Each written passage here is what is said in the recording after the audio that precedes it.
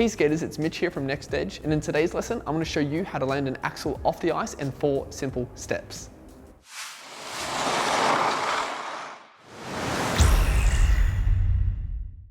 So there are lots of ways to learn an axel, but today I'm going to show you one of my absolute favorites, and it's using a step up, and it's going to make it really simple to follow.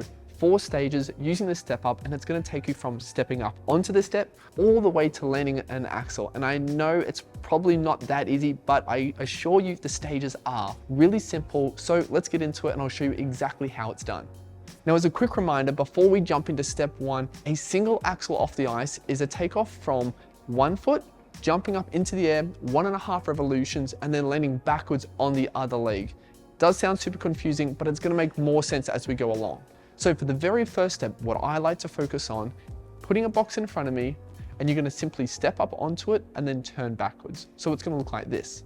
I'm here, I turn my foot out, I'm going to step onto the box and I'm going to face this direction.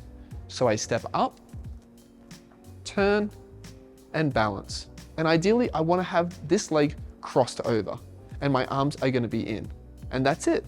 That's a super simple first step. Nothing too complicated to it. Let's have a look one more time. So I'm here, I step, I turn, my arms come in, my leg crosses, and I'm in this position.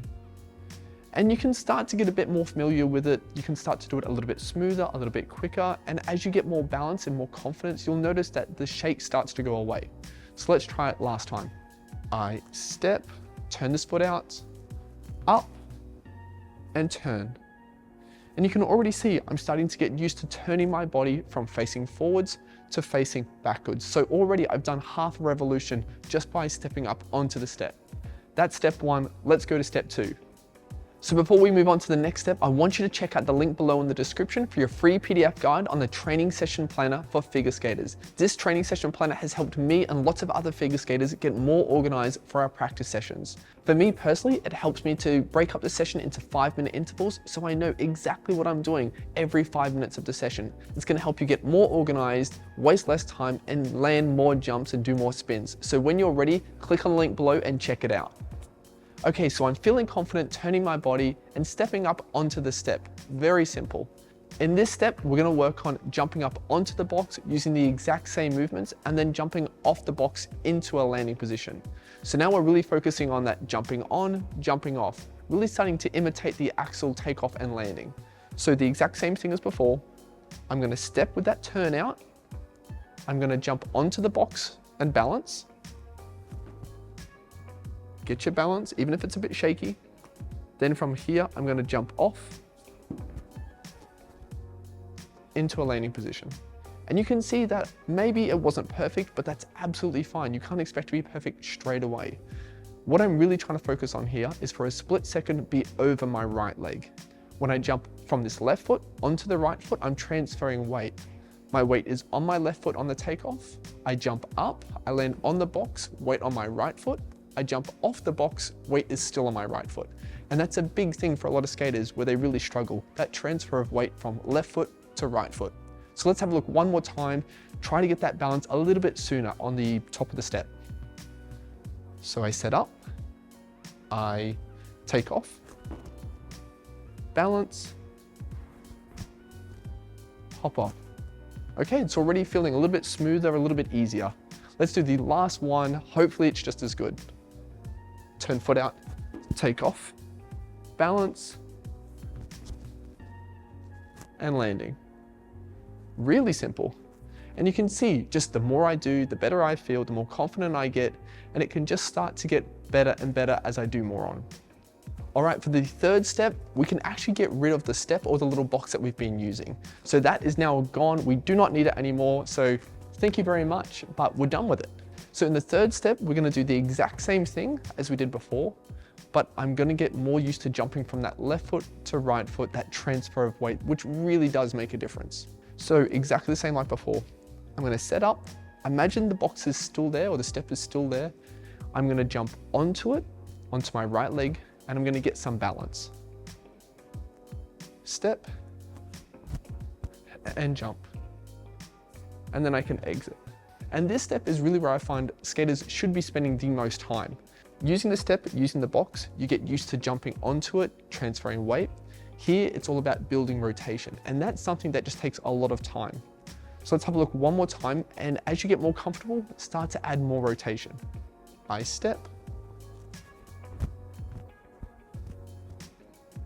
and landing.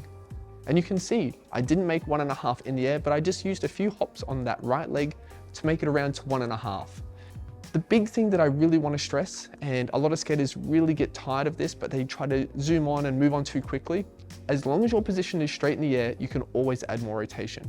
If you try to add more rotation too soon and you notice that position in the air starts to lean over one way or the other way, it's going to become too scary to even think about adding more rotation. So take your time, slowly add rotation, and you'll find it's so much safer and you're more enjoyable. So let's have a look, one or two more, and then we'll try to move on to the fourth step. I'm going to use my right shoulder a little bit more to pick up more rotation.